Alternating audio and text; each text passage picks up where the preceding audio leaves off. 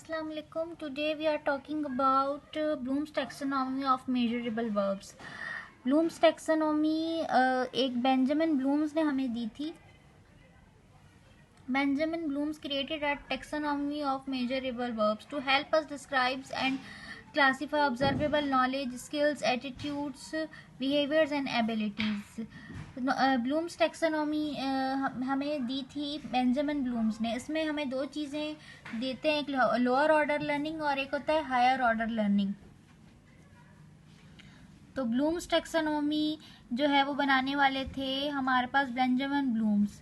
उन्होंने हमें एक टेक्सोनॉमी दी थी, measurable verbs to help us describe and classify observable knowledge, skills, attitudes, behaviours and abilities. The theory is based upon the idea that there are level of observable action that indicates something is happening in the brain, cognitive activity. By creating learning objectives using a measurable verbs, we indicate complexity what a student must do in order to demonstrate learning.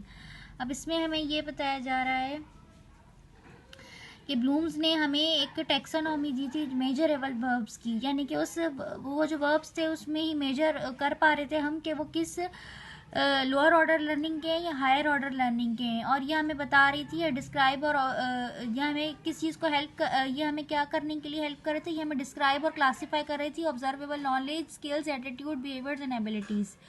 Theory is based upon the idea that there are levels of observable actions. ये थ्योरी इस बात पर base कर रही थी कि ये लेवल्स ऑफ ऑब्जर्वेबल एक्शंस हैं. जैसे फॉर एग्जांपल हमारे पास behaviour and knowledge, understanding, application, analysis, synthesis and evaluation.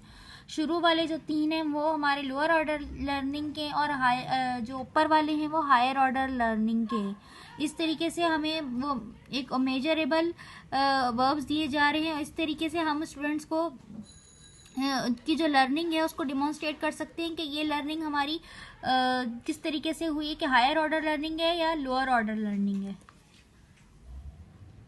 अब इसमें हमें शुरू वाले लेवल में दिया गया नॉलेज, कॉम्प्रिहेंशन एंड एप्लीकेशन. ये हमारी लोअर ऑर्डर है. इसमें हमें बताया गया है नॉलेज के कौन कौन से वर्ब्स हैं, list, name, recall, record, relate, repeat and state and tell. Knowledge में जो है ना हमें सिर्फ किसी चीज़ की बेसिकली हमें किसी चीज़ को रिकॉल कर रहे होते हैं, या हमें जैसे कोई चीज़ याद होती है, या हमें किसी चीज़ को क्रैमिंग की हुई होती है, या जस्ट हमें ये सबसे लोअर ऑर्डर लर्निंग है. इसमें हमें सिर्फ किसी चीज़ के बारे में नॉलेज होती है मगर उसको हम कम्प्लीटली डिफाइन नहीं कर सकते हैं.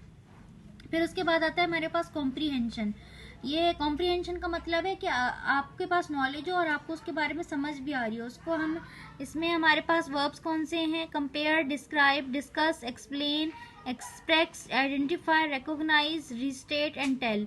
अब हमें दो चीज़ें जैसे अगर पता है तो हम उन्हें आपस में कंपेयर कर सकें, कुछ चीज़ें हमें पता है तो हम उसे डिस्क्राइब कर सकें, कुछ चीज़ें हमें ये समझ आ रही हैं तो हम उसे डिस्कस कर सकें, कुछ चीज़ें हमें मालूम है हम उसे एक्सप्लेन कर सकें, हम इसे एक्सप्रेस कर सकें, किसी चीज़ के बारे में अपने ख्यालात को एक्सप्रेस कर सकें या आइडेंटिफाई कर सकें. यानी कि कोई दो चीज़ें हमें उन दो चीज़ों में से कोई चीज़ आइडेंटिफाई करनी हो या रिकॉग्नाइज कर सकें या रीस्टेट कर सकें या टेल या किसी चीज़ के बारे में बता सकें.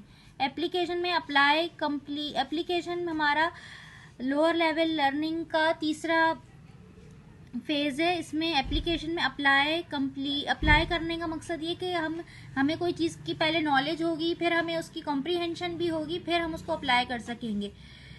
अप्लाई कि जैसे अगर कोई फार्मूला है हमें अप्लाई करना होता है तो हमें पता होता है कि पहले वो फार्मूला किस जगह पर अप्लाई होगा या नहीं होगा, तो हमें पता पहले हमें उसकी पहले से कुछ नो हाउ होती है, फिर ही हम किसी फार्मूले को अप्लाई करते हैं किसी जगह.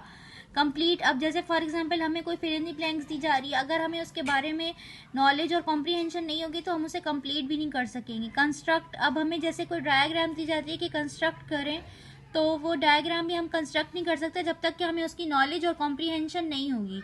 डिमॉन्स्ट्रेट करने का मतलब है किसी चीज़ को हम डिमॉन्स्ट्रेट उस वक्त तक नहीं कर सकते जब तक हमें उसकी नॉलेज और कॉम्प्रीहेंशन नहीं होगी. यूज़ करने, अब जैसे किसी कहा जाता है कि किसी फार्मूले को यूज़ करें in terms of that and that, किसी भी चीज़ को हम उस वक्त यूज़ कर सकते हैं जब हमें उसकी नॉलेज भी हो और कॉम्प्रीहेंशन भी हो. प्रैक्टिस, अब प्रैक्टिस हम देखें, जब हम मैथ में किसी सम की प्रैक्टिस करते हैं तो पहले से हमें उसकी नॉलेज भी होती है, उसकी कॉम्प्रीहेंशन भी होती है, फिर हम उसे प्रैक्टिस करते हैं.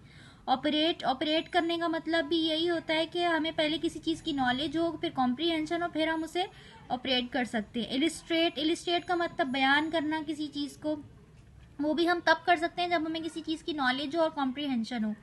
फिर उसके बाद हम ऑपरेट किसी चीज़ को उस वक्त कर सकते हैं जब हमें उसकी नो हाउ होगी, तब हम उसकी नॉलेज और कॉम्प्रीहेंशन तब जब हमें होती है तो भी हम किसी चीज़ को अप्लाई कर सकते हैं। फिर अब हमारे हायर ऑर्डर लर्निंग में है analysis, synthesis and evaluation. Analysis, synthesis and evaluation. Analysis में होता है कि हम किसी चीज़ को एनालाइज उस वक्त कर सकते हैं जब हम उसकी नॉलेज हो, फिर उसकी हमें कॉम्प्रीहेंशन हो, देन हम उसे एनालाइज कर सकते हैं। एनालाइज में price, categorise, compare, contrast, debate and diagram.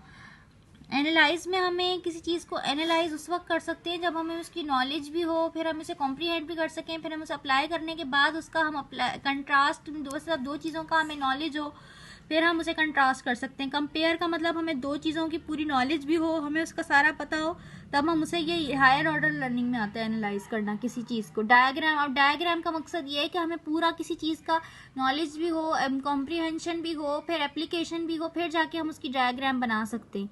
Synthesises भी हमारा हायर ऑर्डर लर्निंग में आता है। इसमें arrange, assemble, collect, combine, plan, propose और सेटअप।